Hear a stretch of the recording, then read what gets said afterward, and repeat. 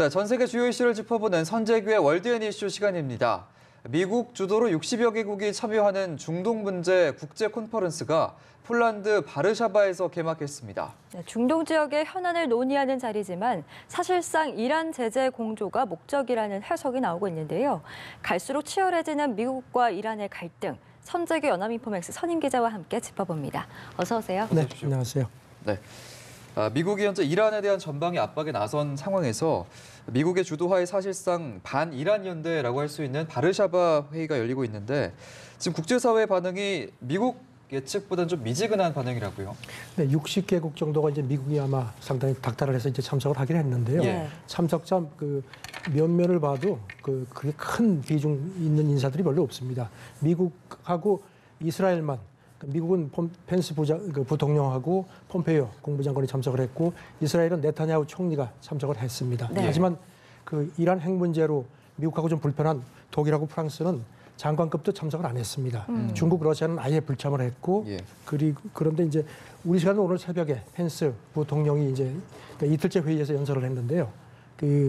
이런 유럽을 주도하는 몇몇 동맹 국가들이 이란 핵 합의, 이란을 압박하는 그런 체제를 깨려고 한다. 아주 노골적으로 유럽연합에 대한 불만을 또 터뜨리기도 했습니다. 네, 예. 이란 입장에서는 상당히 심기가 불편할 것 같은데 이번 바르샤바 회의를 가리켜서 서커스다 이렇게 비난을 했더라고요. 이란은 아예 초청 대상에서 제외가 됐고요. 이란 외무장관이 이거는 절망스러운 서커스다. 아주 막 비하를 했습니다. 예. 그러면서 그 서커스가 시작된 당일에 우리 혁명 수비대에 테러가 있었는데 이것도 우연의 일치인가 아주 의미 있게 또 꼬집었는데요. 예. 한 40명 정도가 죽었거든요. 그런데 네. 이제 그런데 이란 쪽에서는 이게 서방 미국이 뒤에서 뭐 배후 조종한 거다 하는 식의 그런 의혹도 제기를 했습니다.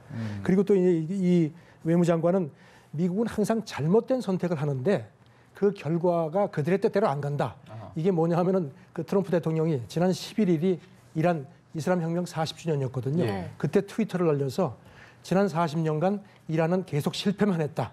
그걸 그대로 되받아친 걸로 그렇게 보입니다. 예.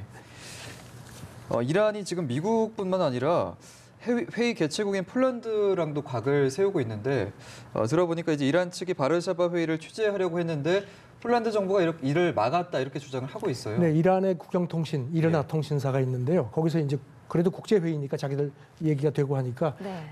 특파원을 보내겠다고 공식 요청을 했다고 합니다. 예. 근데 폴란드 외무부에서 아무런 답변도 안 하고 도대체 이유가 뭐냐 하니까 거기에 대해서 누구도 합당한 해명을 안 했다. 그런 식으로 아주 비판을 했는데요.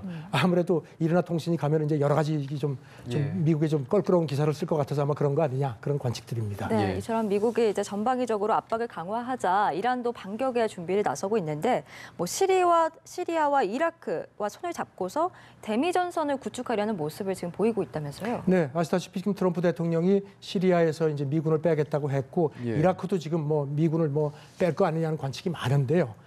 두 나라가 이제 전쟁을 겪었기 때문에 굉장히 많이 폐허가 됐습니다. 네. 그래서 이제 재건을 하는 게 굉장히 시리아하고 이라크에는 중요한데 이란이 이걸 이제 재건을 적극적으로 돕는 그런 모습을 보이고 있습니다. 지난주에는 이라크하고 이란 중앙은행들이 우리끼리 결제할 때는 달러 쓰지 말자 뭐 이런 얘기도 했고요. 예. 이란이 또 이라크에 전력도 지원하겠다는 얘기를 했는데 이른바 이제 외신들은 이거를 이란도 이제 시아파 쪽이고 이라크, 시리아도 지금 시아파가 굉장히 주도적이거든요. 예. 그래서 이란이 미국을 견제하기 위한 시아파 벨트에 공을 들인다. 뭐 이런 분석도 했습니다. 예.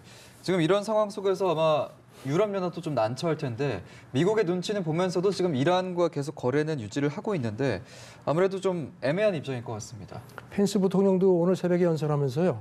이란을 압박하는 거를 유럽연합이 깨는 그런 시스템을 만들고 있다. 아주 불만을 노골적으로 털어놨습니다. 예. 네. 아시다시피 유럽연합은 자기들이 이제 이란하고 거래하는 유럽 기업들을 위해서 달러 말고 뭐 유로화라든가 이런 다른 통화로 쓰는 그런 결제 시스템을 어렵사리 만들어서 가동을 시켰습니다. 예. 그런데 문제는 유럽의 대기업들은 거기 이제 말려들지 않으려는 입장입니다. 왜냐하면 미국이 지금 제3 세컨더리 보이콧 해서 단단히 벼르고 있기 때문에 예. 그래서 이제 이게 생겼지만 이란은 사실 이런 시스템을 통해서 자기네 석유를 좀 팔고 싶어 하거든요. 지금 미국이 제재를 하기 때문에. 그런데 결국 무슨 큰 거래는 힘들고 뭐 인도주의적인 뭐 상품이라든가 식품 정도만 가능하지 않겠느냐 그런 관측들입니다. 예. 네, 이렇게 미국과 이란의 갈등 사실 오랜 역사 속에서부터 계속해서 이어져 왔잖아요. 또 최근에는 이제 미국이 이란에게 부과했던 경제 제재와 관련해서 또 논란이 일고 있는데 국제 소송을 벌였는데 국제사법재판소에서는 지금 이란의 편을 약간 이란의 손을 들어준 모습이에요. 지금 미국이 자기네 미국 안에 있는 이란 재산 한 20억 달러를 동결한 게 있습니다. 예. 이제 거기에 대해서 이란이 계속 시비를 해왔는데 이란이 이제 이게 말이 되느냐 하면서 그 제소를 했습니다. 국제사법재판소에 제소를 했는데 국제사법재판소에서 미국의 뜻과는 달리 네. 그 제소에 일리가 있다. 계속 진행하자. 이런 판결을 내렸습니다. 예. 이게 지금 미국 대법원은 이 돈을 아예 동결을 해서 그 이란이 관여한 그 테러 피해자들한테 주겠다는 판결을 내린 상태입니다. 그러니까 지금 이제 엇갈리는 거죠. 이제 충돌하는 건데 미국이 뭐 국제사법재판소가 이런 판결을 했다고 뭐 거기 뭐 이렇게 영향을 받을 것 같지 않은데 어쨌든지 간에 지금 미국으로서는 상당히 좀 껄끄러운 그런 상황이 생긴 겁니다. 예.